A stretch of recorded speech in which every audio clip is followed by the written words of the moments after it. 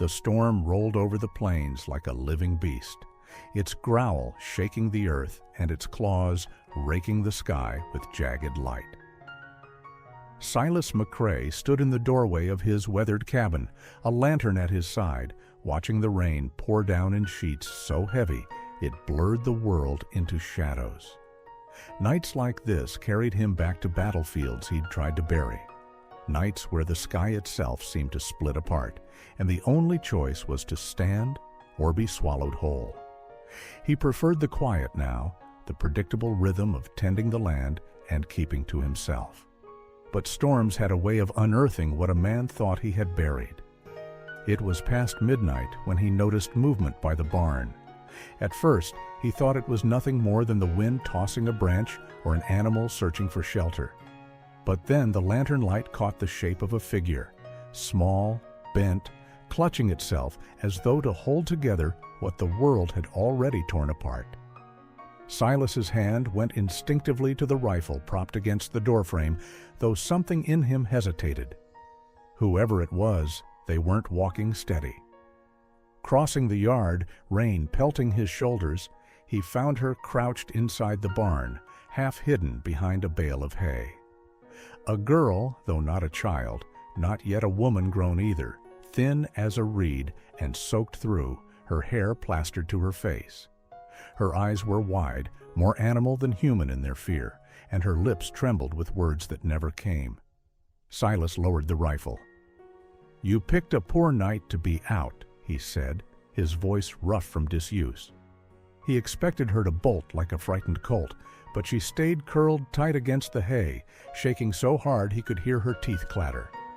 He crouched down, setting the lantern on the ground so its glow softened the shadows. "Ain't gonna hurt you." The words felt strange in his mouth, like stones rubbed smooth by years of silence. The girl glanced at him, then at the door, as if measuring the distance to escape. But exhaustion won out over fear. She sagged back against the hay, her eyes slipping closed for the briefest moment before darting open again. "What's your name?" Silas asked. Her lips parted, and a single word slipped through, faint as breath. "Ember." It was not a name he expected. Not Sarah, not Mary, not something common. Ember, like the faint glow of fire that refused to die even when the world smothered it. "You got folk nearby?" he asked. Her silence was answer enough. Silas could have left her there. It would have been simpler. She wasn't his responsibility. But something in her frailness stirred a memory so sharp it nearly buckled him. A memory of Clara, his daughter, the child he'd lost years ago, to hands far crueler than fate's. He swallowed the ache, rising to his feet. "Come on," he said, not unkindly. "You'll catch your death if you stay out here." She flinched when he reached for her, so he pulled his hand back, keeping his distance. Instead, he turned toward the cabin. After a long hesitation, he heard the shuffle of her steps behind him, soft as the rain. Inside, the warmth of the fire filled the room, the smell of wood smoke mingling with damp air as Silas stoked the flames higher. Ember stood near the door, dripping water onto the floorboards, clutching her arms tight as though her bones would scatter without her grip. He offered her a blanket, leaving it folded on the chair when she didn't take it from his hand. Slowly, she reached for it, pulling it around her narrow shoulders, her eyes never leaving him. "You hungry?" he asked. Again, silence. But when he set a bowl of stew on the table, her gaze fixed on it with a hunger so raw it spoke louder than words. She edged forward, sat, and ate with careful, trembling hands, as if she expected him to snatch it away at any moment. Silas watched her, not with judgment, but with the weary patience of a man who had seen too much. He recognized that kind of fear, the kind that lingered long after the danger had passed. When she finally spoke again, it was barely more than a whisper. "Thank you." The two words carried more weight than most speeches. Silas nodded once. Rest? The storm will pass by morning. Ember curled herself on the rug by the fire rather than take the bed he offered. Wrapped in the blanket, she seemed even smaller, a spark fighting against the dark. Silas sat in his chair, the rifle within reach, staring into the flames. He didn't know who she was or what shadow chased her, but something told him the storm outside was nothing compared to the storm she carried within. And as the night deepened, Silas McCrae understood one thing with a clarity that cut through years of silence. Whatever path had led Ember to his barn, it was not chance. It was the beginning of something that would burn away the life he thought he had resigned himself to, something that would demand more of him than solitude ever could. The storm raged on, but inside the cabin, a fragile stillness held. A man and a girl, strangers bound not by choice but by necessity, sat with the fire between them, each carrying the weight of ghosts. And though neither spoke of it, both sensed the truth. They were no longer alone. The morning after the storm broke bright and sharp, the air clean as if the land itself had been washed new. Sunlight spilled across the plains, making the wet grass glisten like glass. But inside Silas McCrae's cabin, the world was hushed, as though the storm had settled into the very bones of the place. Ember still slept near the fire, curled under the blanket, her breathing shallow but steady. Silas watched her a long moment from his chair, the rifle laid across his knees, his thoughts a tangle of questions he didn't dare put into words. She looked younger in the daylight, the sharp hollows of her cheeks and the thinness of her frame revealing how long hunger had been her companion. Her hands were small, scarred, in ways that spoke of work no child should bear. And yet, even with the fear carved deep into her, there was something stubborn in the way her fingers gripped the blanket, as if letting go would mean surrender. Silas recognized that fight. He had carried it himself once, long after the war ended and the graves had been dug. When she stirred, her eyes darted open with a jolt, wild as if she expected to find herself in some other place. But she saw only Silas, broad-shouldered, worn, his face lined with the years, his gaze steady and quiet. She sat up slowly, clutching the blanket closer. "You slept," he said, his voice gruff but not unkind. She nodded once, as if unsure whether she was allowed to admit it. Silas rose, moving toward the stove. "There's coffee, if you're old enough to drink it. Otherwise, I can fetch water." Her lips parted as though to refuse. Then she whispered, "Coffee?" He poured her a cup, setting it on the table without pressing her to come take it. After a moment's hesitation, she crossed the room, each step careful, like a deer testing the ground for snares. She wrapped her hands around the tin mug, holding it close for warmth more than taste. Silas sat across from her, his eyes never prying but always watchful. "You got a place you're heading?" he asked. Her silence stretched so long, he thought she wouldn't answer. Then, with a voice soft as worn paper, she said, "Nowhere." The word struck him harder than he expected. Nowhere was a place Silas knew well. He had lived there himself for years after the war, drifting, rootless, carrying grief like a second skin. He leaned back, rubbing his beard. "Well, nowhere's too far to walk in that shape. You'll stay till you've strength enough." Her head lifted at that, startled. "Stay?" "For now," he said simply. He wasn't offering promises, and she seemed to understand that. The day passed in quiet tasks. Silas chopped wood, his axe ringing steady against the block, while Ember gathered kindling, moving slow but willing. She trailed him at a distance, her gaze fixed often on the horizon, as though expecting shadows to appear. When the wind rustled the grass, she tensed, clutching the blanket tighter around her shoulders. At noon, he offered bread and dried venison. She ate sparingly, her manners careful, her eyes flicking up as though waiting for reproach. But Silas said nothing, only tore his own bread and chewed slow. The silence between them was not unfriendly, just heavy, like two strangers learning to breathe in the same room. That evening, as dusk settled in, Ember lingered by the fire while Silas mended tack at the table. She spoke suddenly, her voice so soft he almost missed it. Do you ever hear things at night, even when it's quiet?" Silas set down the leather strap, his brow furrowing. "What kind of things?" She hesitated, her gaze fixed on the flames. "Voices, screaming, like it don't ever end." For a moment, the only sound was the crackle of the fire. Then Silas nodded slowly. "Yeah, I hear 'em, from the war. Faces I can't forget." He didn't look at her, but he felt her eyes lift toward him, searching. "They go away?" she asked. "Not all the way," he said, "but they get softer, like echoes fading." Her shoulders eased the smallest bit, and for the first time since she arrived, she seemed to believe him. Later, when the stars rose sharp against the sky, Ember lay wrapped in her blanket, staring at the ceiling. Silas sat by the window, rifle in reach, the quiet guardian he had not planned to be. He saw her eyes glisten in the firelight, not with fear this time, but with something else, something he could not yet name.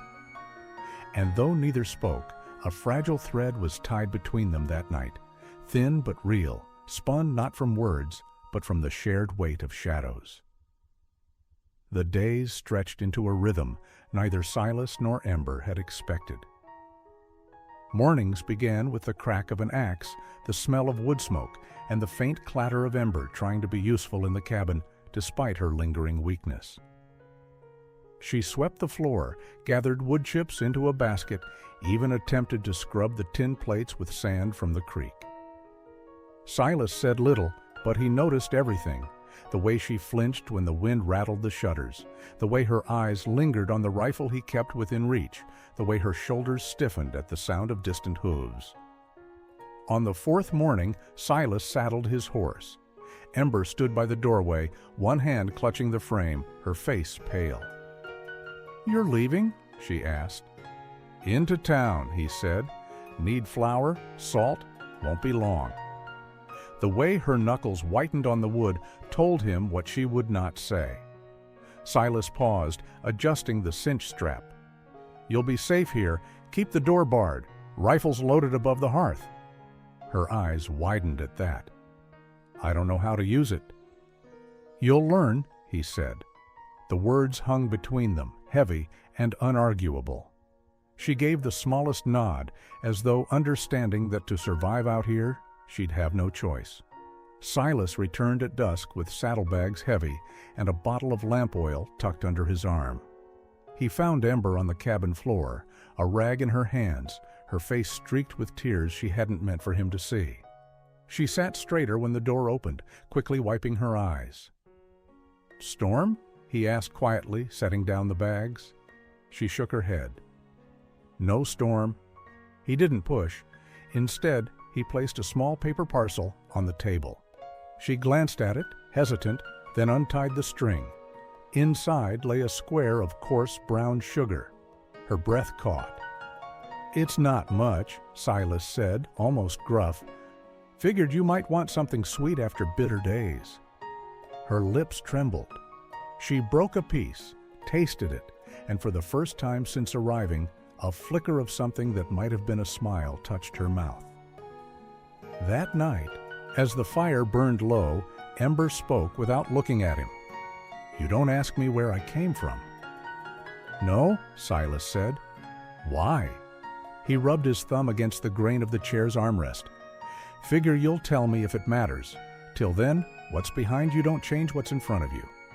She stared into the flames, her eyes glassy. "Behind me's a long road of men who think they own whatever they touch.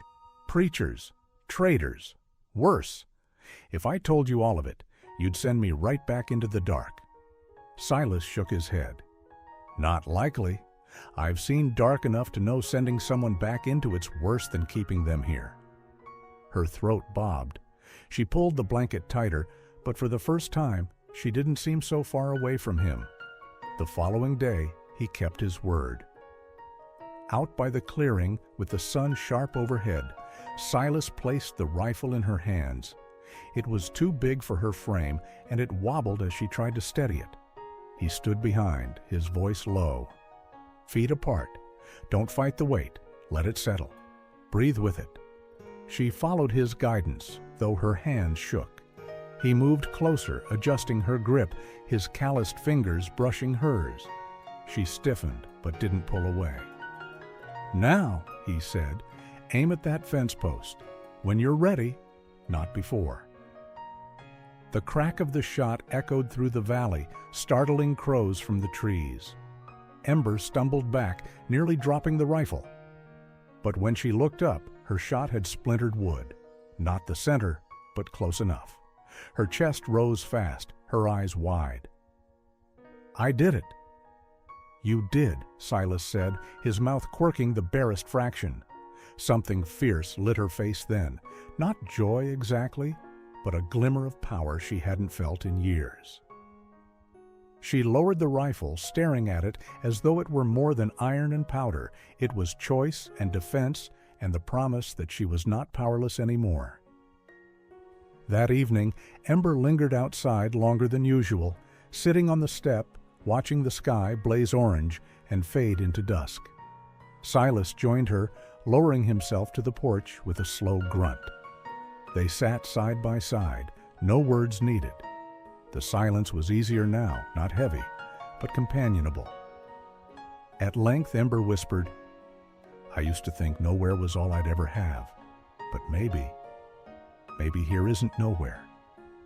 Silas looked at her, the firelight catching in her hair, the lines of fear slowly softening from her face. He thought of the graves behind his cabin, of the years of silence he had carried like chains, of the long emptiness that had seemed unending. He gave a slow nod. Maybe not, he said. The stars came out then, and though the world was still dangerous, still haunted by shadows of what lay behind them both, the cabin no longer felt so hollow. It felt, for the first time in years, like the beginning of something that might last. The peace of Silas's cabin was fragile, like a glass pane held too long in rough hands. It took only the smallest sound to remind Ember that safety was never certain. One evening, while Silas was mending tack inside, she froze by the window. Beyond the tree line, just at the edge where shadows blurred into night, she swore she saw a flicker of movement. A man on horseback, still as stone, watching. When she told Silas, her voice barely above a whisper, he set down the leather strap and stood silent a long moment. Then he reached for his rifle. You sure? He asked. I saw him, she said, just standing there, like he wanted me to know he was there. Silas's jaw tightened. He stepped out onto the porch, scanning the tree line. By then, the figure was gone, the night swallowing all trace. Still, Silas stayed there for hours, rifle resting across his knees, his eyes never leaving the darkness. The next morning, he saddled his horse. Ember's hand shook as she filled the water bucket. Don't go, she whispered. I have to, he said. Tracks don't disappear on their own. If he was watching, I'll find out why. Her breath hitched. What if it's them? Silas looked at her then, really looked. If it is, they'll find this place less welcoming than they expect.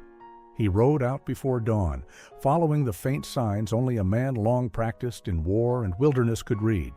The broken branch, the shallow hoofprint in damp soil, the crow startled too early from a roost. Hours passed, but always the trail slipped away, as if whoever it was wanted to be seen only long enough to leave dread behind. When Silas returned that evening, he found Ember sitting by the hearth, knees drawn up, a candle burning low, though daylight still spilled through the cracks in the shutters. She looked up at him with wide eyes, relief crashing across her face. You came back. Always said I would. She stood quickly, then stopped, as though afraid to show too much. But her voice betrayed her. I thought... He shook his head. Don't think what ain't happened yet. We deal with what's in front of us. Still, the shadow of fear lingered. That night, Ember startled awake at the sound of an owl. Silas, across the room, watched her sit up, chest heaving, eyes darting. He spoke quietly, steady as a stone wall. "No one's here, just you and me." Her hands fisted in the blanket. "You don't know them. They don't give up." "I don't either," he said. The words hung there, unexpected, solid. Slowly she lay back down, and though sleep came fitful, she no longer felt alone in it. Days passed. Ember grew stronger, her steps more certain, her voice less frail. But the memory of that figure in the tree line clung to her like smoke. She jumped at sudden noises, glanced over her shoulder when she fetched water. Silas saw it all, though he never shamed her for it. Instead, he taught her more. How to reload the rifle with steady hands. How to listen for the difference between wind in the grass and the tread of boots. How to scatter ashes to cover a campfire's glow. Each lesson planted something deeper than skill. It was dignity returning to her bones. Ember began to carry herself differently, not as prey waiting to be hunted, but as someone who could stand and meet whatever came. One afternoon, while practicing with the rifle at the edge of the clearing, she lowered it and turned to him. "If they come back, I won't run." Silas studied her a long time, then nodded once. Good. Yet he knew the truth. Running wasn't always a choice the hunted got to make. The signs of pursuit grew clearer as autumn bled into winter. Boot tracks near the creek, a snuffed campfire not a mile from the cabin. Silas began to set extra snares, not for rabbits, but for men. At night he oiled his pistols while Ember sewed patches into his shirt. One evening she asked the question that had been trembling on her tongue for weeks. "Why are you helping me? You don't even know who I am." He paused, staring into the fire. "Because once somebody helped me when I wasn't worth the trouble. Guess I'm paying the debt forward." Her throat tightened. "But what if I bring death to your door?" He met her eyes. Then it was already on its way. World don't need a reason to send it. Better to face it with someone than alone. She blinked back tears, silent for a long time. Finally she whispered, "Thank you." Silas didn't reply. He didn't need to. His presence was answer enough. That night, as the wind howled over the ridge and rattled the shutters, Ember lay awake, staring into the dark. The figure in the tree line was gone, maybe only memory, maybe more. But the weight of fear no longer crushed her chest. For the first time since she had fled the hollow, she felt the faintest spark of something else. Hope, stubborn and fragile, but alive. Silas slept in the chair by the hearth, rifle leaning close, and Ember, curled beneath the blanket, realized that even if the shadows came, she would not be the same woman they had tried to break. She had learned to shoot, to stand, to breathe without apology. And maybe, just maybe, she had found a man who would not leave her to face the dark alone. The first sign of trouble came with the hoofbeats. Ember heard them before Silas did, a low thunder rolling across the earth, pulling her back into memories she had prayed would never return. She froze with the water bucket in her hands, her breath catching sharp in her chest. "Silas," she whispered. He was already at the door, rifle in hand, shoulders set like stone. The sound grew louder, nearer, until 3 riders broke from the tree line and drew their horses to a slow stop at the edge of the clearing. They wore long coats, dust-stained and patched, but it wasn't their clothes that made Ember's stomach twist. It was the way they looked at her. Eyes that held recognition. Ownership. One of them spat into the dirt, smiling a crooked grin. "Well, I'll be damned," he said. "Crow was right. You did crawl out of the hollow." Ember's body locked tight, the bucket slipping from her hands, water spilling into the dirt. Silas stepped forward, placing himself between her and the men. His voice was low, but steady. "You're trespassing." The man on the left chuckled. "Ain't trespassing if what we've come for belongs to us." His gaze cut past Silas, fixing on Ember. "Girl, you know better than to run. Preacher says you still owe your place in the fold." Ember's knees threatened to give, but Silas's presence was a wall she could lean against. She forced her voice to rise, though it trembled. "I don't belong to him, not anymore." The leader tilted his head, amused. "That scar on your hand says otherwise. Marked property don't get to speak." Before Ember could shrink, Silas's rifle lifted, steady and unshaking. "You've said enough." For a long, heavy moment, the clearing went still. Then the leader smirked. "Ain't wise, old man. Crow don't take kindly to thieves." "She ain't stolen," Silas said. "She's free." The words struck Ember like a blow and a bomb all at once. Free. Spoken aloud, not whispered in secret. Free. The riders muttered among themselves, weighing the man before them. Silas didn't flinch, didn't lower his rifle. Finally, the leader spat again, this time closer to the porch. "Fine, we'll take our leave. But Crow will hear you're keeping what ain't yours. And he don't forgive. He don't forget." They turned their horses, slow, deliberate, as though daring Silas to fire. He didn't. He only watched until they disappeared into the tree line, then lowered the rifle and let out a long breath. Ember stood trembling behind him, her hands gripping the porch rail until her knuckles went white. "They'll come back." "Yes," Silas said, "but now we know the shape of the storm." That night the cabin felt smaller, the air heavier. Ember sat by the fire, staring at her scar, the one they had carved into her hand back at the hollow, the brand that had once silenced her. Silas sat sharpening his knife, glancing at her now and then.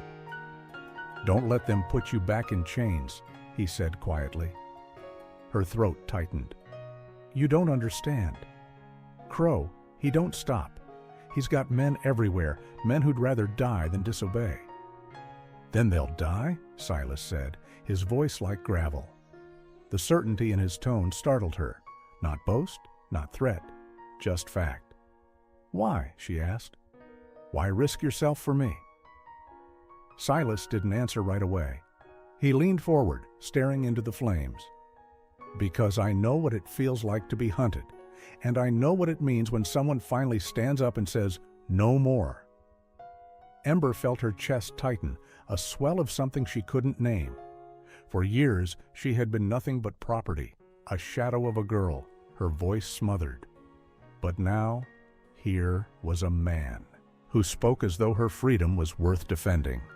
She whispered, "What if I can't be what you think I am?" Silas's gaze shifted to her, steady and sure. "Don't need you to be anything but alive."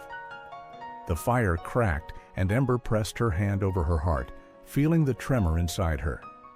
That night she dreamt of the hollow, the dark corridors, the chants, the lash of Crow's voice. But this time, when he reached for her, a rifle cracked and the vision shattered. She woke, gasping, and there was Silas in the chair by the hearth, awake, watching, keeping the night at bay. The days that followed were taut with waiting. Silas built barricades along the tree line, reinforced the cabin door, laid hidden traps on the trails. Ember helped where she could, though her hands shook with each nail she hammered. She wanted to be brave, but fear gnawed at her, whispering that she would only bring ruin to this place. One evening, as the sky turned the color of dying embers, she spoke it aloud. "You should have left me. You'd be safe without me." Silas turned slowly, his face lined but unwavering. "Safe don't mean anything if it's empty." The words stole her breath. For the first time, she believed it, that maybe she wasn't just a burden, but part of something being rebuilt. And though she still feared Crow and the men who called themselves his flock, Ember felt the beginnings of steel weaving into her spine. If they came, she would not cower in the dark. She would stand, rifle in hand, beside the man who had called her free. And together they would face the storm. Crow's presence was like a sickness that spread long before his men arrived. Word carried by travelers, whispers in town, fragments of sermons muttered by broken mouths.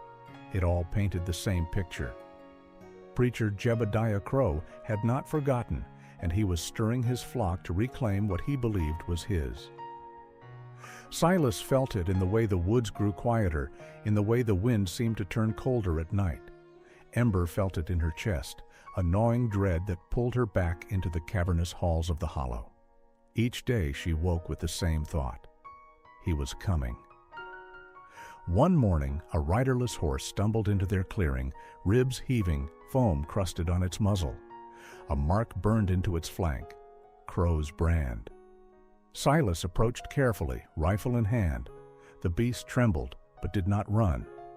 Ember touched its neck and flinched at the scar. "They're close," she whispered. Silas's jaw clenched. "Closer than I'd hoped." That night they spoke by firelight, their voices low as though the darkness itself might be listening. "You don't know him like I do," Ember said, her hands twisting in her lap. "Crow makes men believe pain is holy. He makes them proud of it. They'll fight until their bodies give out, because he tells them God demands it." Silas studied her face, the way the fire caught the sharp planes of her cheekbones, the shadows beneath, her eyes. "And what do you believe?" She swallowed, the answer slow to come. "That maybe I'll never be free of him." Silas leaned forward, his eyes steady, unflinching. "You already are. Don't give him what he can't take back." The word struck something deep inside her, something fragile and hidden. For years she had carried the mark, the sermons, the endless fear as proof that she still belonged to the hollow. But Silas spoke as though freedom was not a matter of Crow's will. It was hers. 2 days later, Widow Blackwell arrived. She came on foot, a satchel of herbs slung over her shoulder, eyes sharp as ever. Ember had begun to expect her visits, though she never asked how the woman managed to travel such dangerous roads alone. "I heard crows in the sky," the widow said, settling heavily onto the porch bench. "Not the bird kind, the hollow kind." Silas nodded grimly. "We had riders here. They'll be back." Widow Blackwell studied Ember, her gaze piercing but not unkind. "Child, you've carried their fire long enough. Question is, will you let it burn you again, or will you use it to light your own way?" Ember lowered her eyes. "I don't know how." The widow reached into her satchel, pulling out a small, worn Bible. She set it on Ember's lap, though the girl did not touch it. "Crow twisted words like these to bind you, but words are tools, not chains. Don't fear them. Use them." Later that night, Ember sat alone by the fire, staring at the Bible's cracked leather. Her hands trembled as she opened it, fearing what she might see, but instead of chains, she found margins filled with Widow Blackwell's careful notes. Words of comfort, passages reframed in gentleness. A different kind of gospel. When Silas returned from setting traps along the ridge, he found Ember still reading, her lips moving silently. For the first time in days, her face looked less haunted. "Found something worth keeping?" he asked softly. She nodded. "Something that doesn't hurt." The days blurred with preparations. Silas built barricades of stone and timber, teaching Ember how to reload the rifle, how to steady her breathing when fear made her hands shake. Widow Blackwell came and went, carrying whispers of movement near the hollow. Each report was worse. Crow had been preaching fire and vengeance, gathering men, stoking them with promises of divine retribution. On the 7th night, a storm rolled in. The wind howled, rattling the shutters, and rain hammered the roof like fists. Ember stood by the window, watching lightning split the sky, her chest tight. "They'll come soon," she said. Silas stood beside her, his silhouette dark against the storm's light. Then we'll meet them here." She turned to him, fear breaking loose in her voice. "You don't understand. He doesn't just take bodies. He takes souls. He makes people forget who they are until nothing's left." Silas placed a hand over hers, steady and sure. "Then we remind them, or we bury them. Either way, it ends." The storm raged long into the night, but Ember did not dream of the hollow this time. She dreamt of fire, yes, but in her dream she was not running from it. She was holding it, carrying it forward, lighting her own path. At dawn the rain stopped, mist clung to the trees, and silence blanketed the clearing. Silas stepped outside, scanning the ridge. Ember followed, rifle clutched tight. And there, on the far hill, stood a line of riders. Not 3 this time. Dozens. At their center, tall and straight-backed in his long dark coat, was Jebediah Crow. Even at that distance, Ember felt the old terror claw at her chest. His presence was unmistakable, like a weight pressing down on the earth itself. Silas lifted his rifle, sighting down the barrel, but did not fire. Not yet. He looked at Ember instead. "This is your fight too," he said quietly. Ember drew in a breath, the air sharp and cold. She nodded, her grip tightening on the rifle. For the first time, she didn't shrink back. The shadow of the preacher had come to their doorstep. But this time, Ember was not a girl with no voice. She was Ember Clara McCrae, and she would not run. The clearing had never felt so small. Against the backdrop of the ridge, Crow's riders lined up like shadows cut from the mist, their horses stamping the earth in unison. Silas counted at least 20, maybe more, though the fog blurred the edges. At their center sat Crow, tall and still, his long black coat falling like a shroud. He hadn't raised a weapon. He didn't need to. His presence was weapon enough. Ember stood on the porch beside Silas, rifle gripped so tightly her knuckles whitened. Her heart pounded against her ribs, a trapped bird clawing for escape, but she forced herself to breathe slow and even, just as Silas had taught her. "They're here for me," she said softly. "No," Silas corrected, his voice calm, steady as the weight of a stone. "They're here for both of us, and they'll find nothing they're looking for." A horn sounded across the ridge, low and mournful. The riders dismounted, forming a wall of bodies in the mist. One man stepped forward, his voice carrying clear despite the distance. "Preacher Crow calls for his daughter to return." The word struck Ember like a lash. Daughter, the old lie, the brand Crow had burned into her life to make her his. Her chest tightened, but Silas didn't so much as flinch. "She ain't his," Silas said, loud enough for the hill to hear. "Not by blood, not by word, not by God." A ripple ran through the line of riders, uneasy murmurs carried in the fog. Crow himself raised one hand, silencing them. Even from afar, Ember could feel his gaze like a hand pressed hard against her throat. "You think you can break covenant, Silas McCrae?" Crow's voice was deep, rich, the kind of voice that could sway a crowd to believe night was day. "You think you can steal what belongs to the Lord?" Silas rested the rifle against his shoulder. "I don't see the Lord standing with you, Crow. Only desperate men who've forgotten their own names." The preacher's face did not change, but his voice hardened. "Then we'll remind you, tonight." The riders moved, fanning out, slipping into the mist like wolves circling a camp. Ember's pulse spiked. She wanted to run, to hide, but Silas's calm rooted her to the earth. "We hold," he said quietly.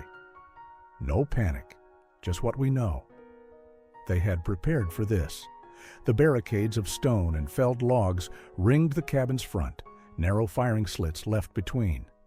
Inside, they had supplies, ammunition, water enough for a siege. Widow Blackwell had insisted they could not outnumber Crow, but they could outlast him. The first attack came sudden and sharp. Gunfire cracked from the trees, bullets sparking against stone. Ember flinched, but stayed crouched behind the barricade. Silas fired back, calm, measured, each shot deliberate. One rider fell, his body tumbling into the brush. The others pulled back, regrouping. Ember's breath came ragged. "I can't." "Yes, you can," Silas interrupted, his voice firm. He loaded another round, handed her the rifle. "Breathe. Aim. Don't think about them. Think about what you're keeping safe." Her hands trembled, but she sighted down the barrel, inhaled, and fired. The crack of the shot rang in her ears. A man staggered back, clutching his shoulder. Ember's body shook, not from recoil, but from the realization. She had struck. She had protected.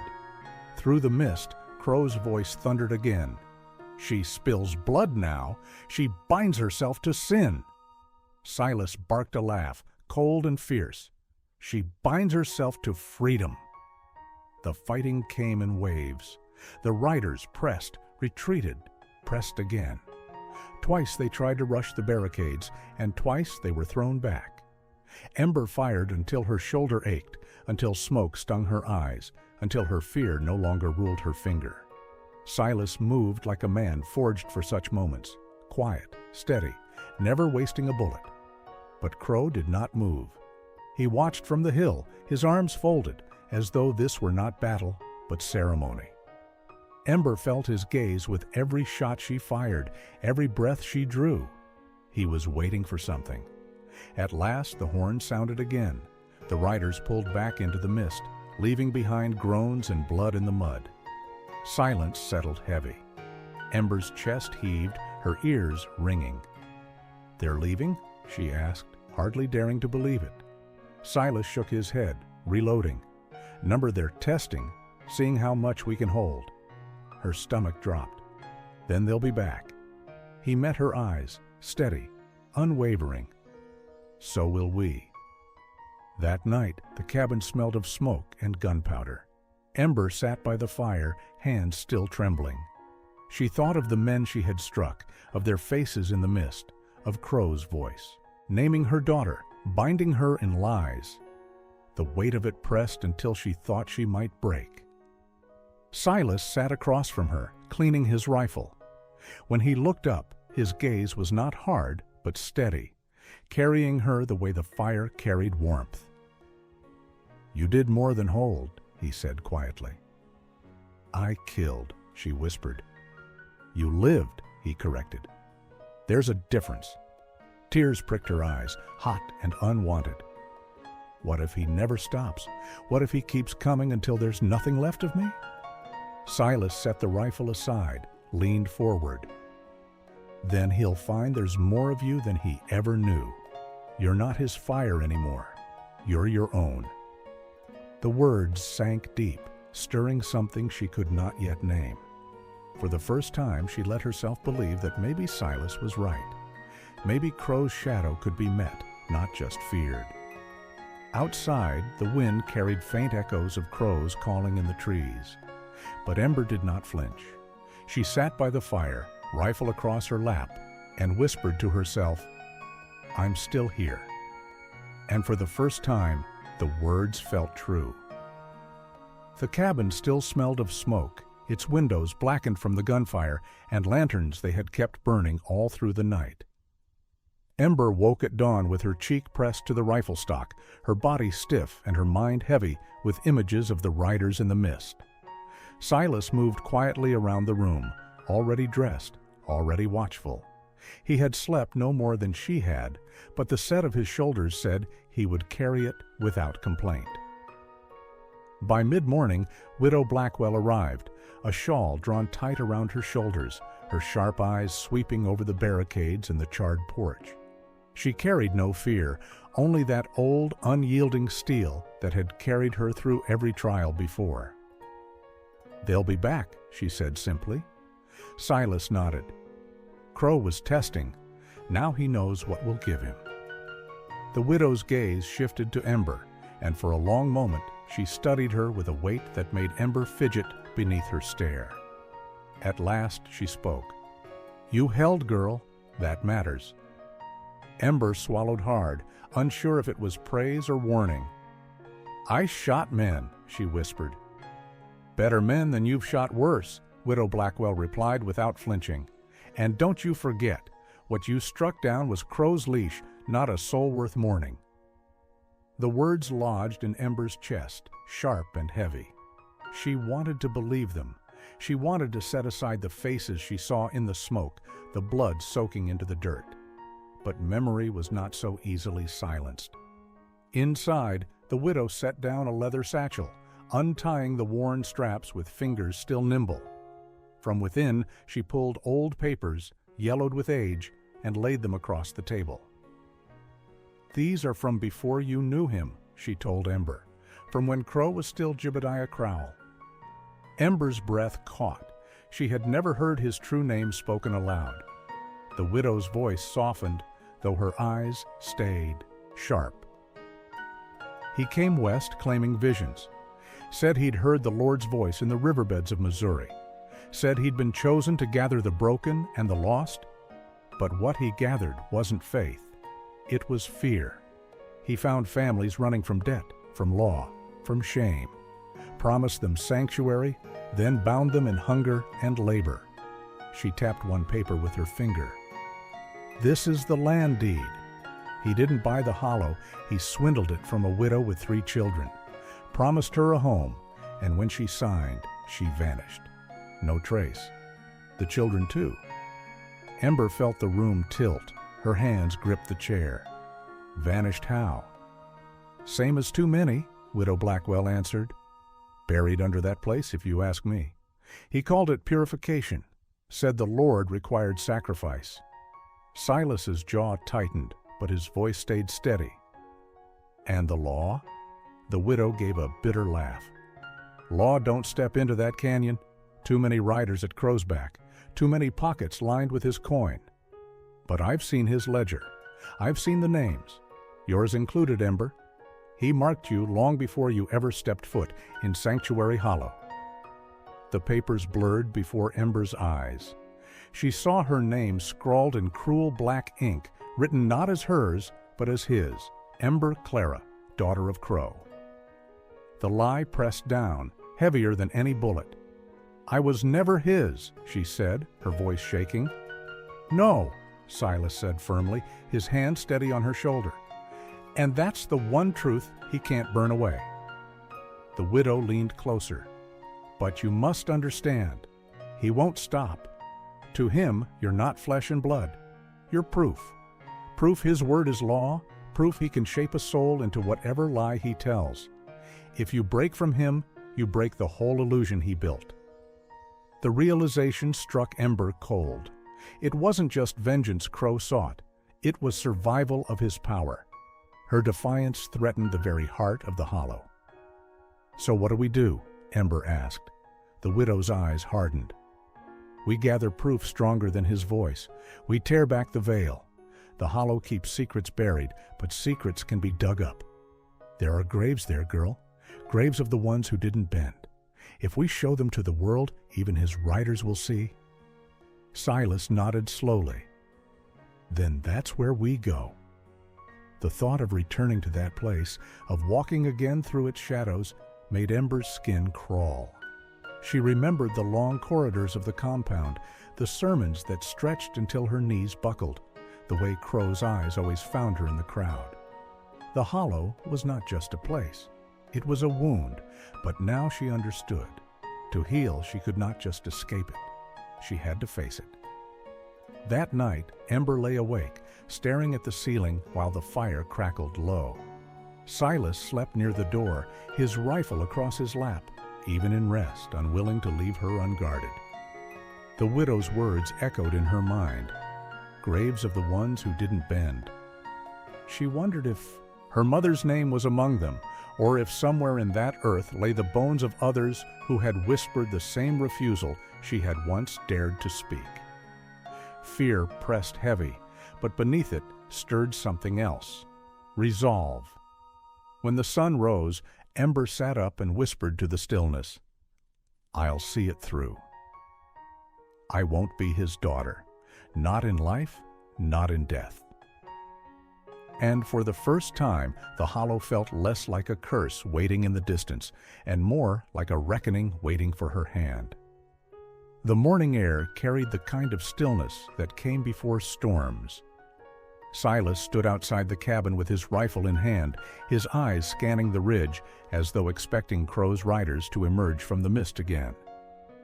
Ember watched him from the doorway, her heart steadying against the fear pressing in. Widow Blackwell tightened the laces of her boots, her satchel filled with papers, ledgers, and a small spade that looked older than she was. They were going to the hollow, not to fight, not yet, but to dig, to unearth the proof that Crow's empire was built on bones. The trail was quiet, save for the sound of the horses' hooves.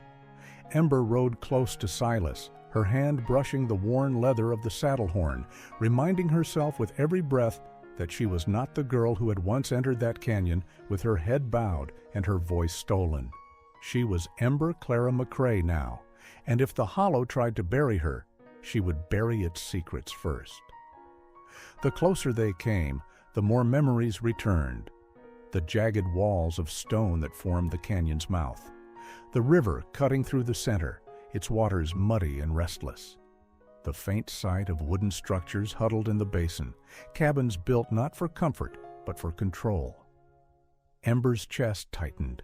She remembered the sermons that stretched into night, Crow's voice booming while children cried from hunger, their small sobs drowned beneath hymns. When they reached the ridge, Widow Blackwell dismounted first.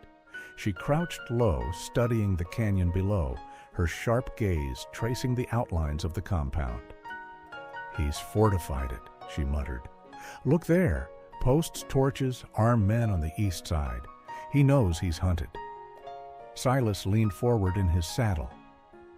"We won't go near the cabins, not today." "Then where?" Ember asked, though her voice already carried the answer. "The graves," Silas said simply. The widow nodded. "I know where to start." They led the horses along the ridge until they found a narrow descent, half hidden by scrub and stone. Ember followed last, her palms slick against the reins. Every crunch of rock underfoot echoed like a shout in her ears. She expected at any moment to hear the alarm of riders, the sound of hoofbeats charging their way. But silence held, broken only by the call of distant crows circling high above. At the canyon floor, they left the horses in the cover of a dry wash and pressed on by foot. Widow Blackwell guided them to a clearing, near the river's bend, a place Ember had never dared to look too closely at when she lived there. She remembered whispers from the women, warnings about wandering too near after dusk, about the shapes that rose from the soil after rain. Now she saw it clearly. The earth here was uneven, patches of disturbed dirt, marked by stones too crudely placed to be natural. Ember's stomach turned. "This is it," the widow said softly. "The ones who refused him." They knelt together, Silas keeping watch while Ember and the widow dug with the spade. The soil gave way easily, as if it had been waiting to be disturbed. Ember's hands trembled as she clawed through the dirt, her fingernails raw. And then, with a soft thud, the spade struck wood, a coffin, shallow and rough. They cleared it slowly, their breaths quickening. Ember's chest burned with the weight of what they were about to uncover. When the lid gave way, a rush of air escaped, stale and heavy. Inside lay bones, brittle and collapsed, the remnants of cloth still clinging to them. And there, at the base, a locket, small, silver, and etched with the letter M. The widow's lips pressed tight. "Mary Ellen Croft," she whispered. "I knew it. She vanished after refusing him. Said she wouldn't let her girls grow up in his compound. He made sure no one ever saw her again." Ember's vision blurred. She thought of her own mother, thought of the names Crow had written in his ledger, each one a soul claimed, a voice silenced. "This is the proof," the widow said, her voice steady but raw. "This is how we break him." They uncovered more before the sun began to tilt. Another grave, another set of bones, another story buried beneath Crow's lies. Each discovery pressed heavier on Ember's heart, but also steadied her resolve. These were not just graves, they were witnesses, waiting for someone to speak their truth. By the time they covered the remains again, marking the graves with care instead of shame, Ember's hands were blistered and her arms ached. Yet for the first time, she felt she had done something for those who had gone before her, something Crow could not erase. As they made their way back toward the ridge, Ember paused. The wind swept through the canyon, carrying with it faint echoes of voices long silenced. She closed her eyes and whispered, "You're not forgotten." "Not anymore." Silas touched her shoulder, grounding her, steadying her. His presence said what words could not, that she was not alone, that they would see this through. When they reached the horses, the widow turned to them, her eyes fierce despite her age. "Now we take this to the town. Let the people see what he's buried. Once the truth spreads, even his riders will think twice before raising a hand for him." Ember nodded, her throat tight. She glanced back at the hollow, its cabins small against the vast canyon walls, its shadows deep and heavy. For the first time, she did not feel like a captive looking back. She felt like a witness walking away with proof. The hollow was no longer her prison. It was Crow's grave, waiting to be claimed. The sun was low when they rode into town, dust clinging to their clothes and the weight of proof heavy in their packs. Widow Blackwell carried the ledger and the trinkets they had recovered, tokens from the graves, small, undeniable pieces of lives that had been stolen. Silas carried his rifle across the saddle, not for show, but because Crow's riders would not surrender their master without blood if pressed. And Ember rode with her back straight, her scar in the open sunlight, no bonnet to hide her, her very presence a testimony against Jebediah Crow. Word spread faster than hoofbeats.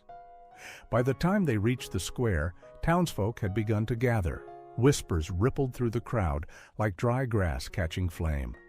McCrae's back, Widow Blackwell with him, the hollow's secrets unearthed. Crow himself stood on the steps of the church, flanked by 2 men with rifles and a half-dozen more scattered in the shadows. His black coat looked darker than the wood behind him, and his eyes, sharp as a hawk's, fixed first on Ember. He smiled, but it was the smile of a wolf. "You dare return here?" Crow's voice carried, smooth as ever. "You bring liars and outlaws into the Lord's house?" Widow Blackwell stepped forward, her voice cutting through the square like a bell. "This isn't your house, Crow. Never was. We've seen what you buried. The graves, the women who refused you. Mary Ellen Croft's locket is in my satchel, and every soul in this town will see it before nightfall." Murmurs rose, anger and fear twisting together. Crow's smile faltered. He raised a hand as though still expecting obedience, but fewer heads bowed. More eyes turned to Ember. She moved then, slow and steady, her boots loud on the boards as she walked toward him. Each step was heavier than stone, yet freer than flight. "You silenced us with hunger," she said, her voice carrying clear. "You made us believe we were nothing but ash in your hands. But ash can feed the soil, and soil grows roots, and roots split stone. You never saw it, Crow. You thought we were weak, but we were waiting." Crow's jaw clenched. His men shifted, uncertainty creeping into their stances. One even lowered his rifle a fraction, as though Ember's words had struck deeper than he meant to admit. Silas stepped to her side.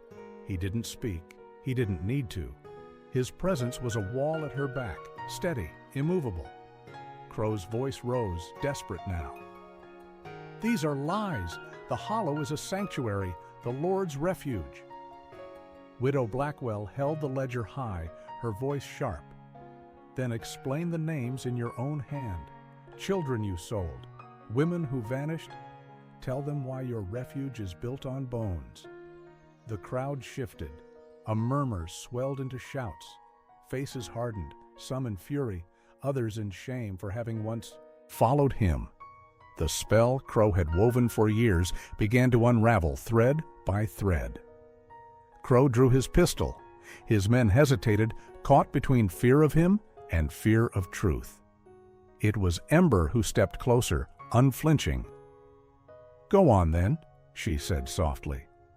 "Shoot me if you think it will keep them blind, but they'll never unsee what you've done.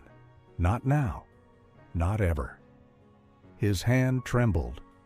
For the first time, Jebediah Crow looked small, his voice breaking under the weight of his own downfall.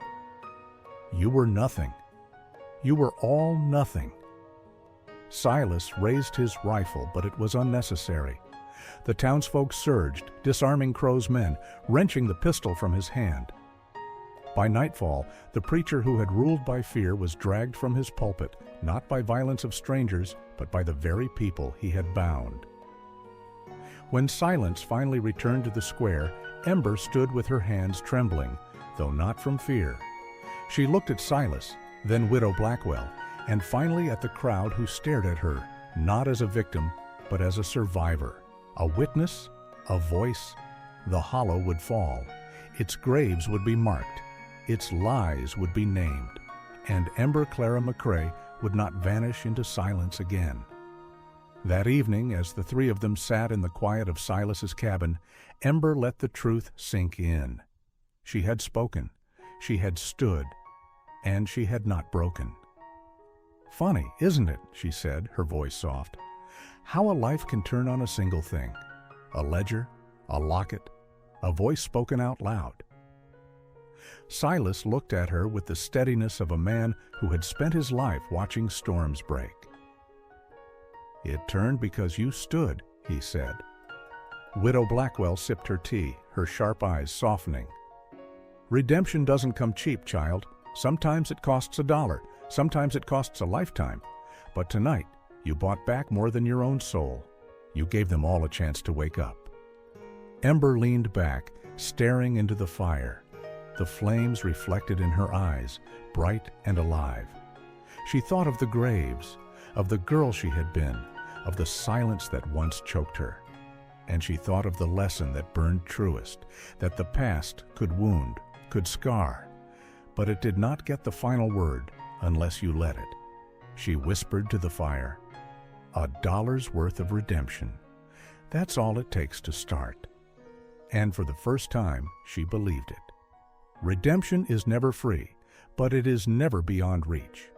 What was stolen can be spoken, what was silenced can be remembered, and even the darkest hollow can be split open by truth.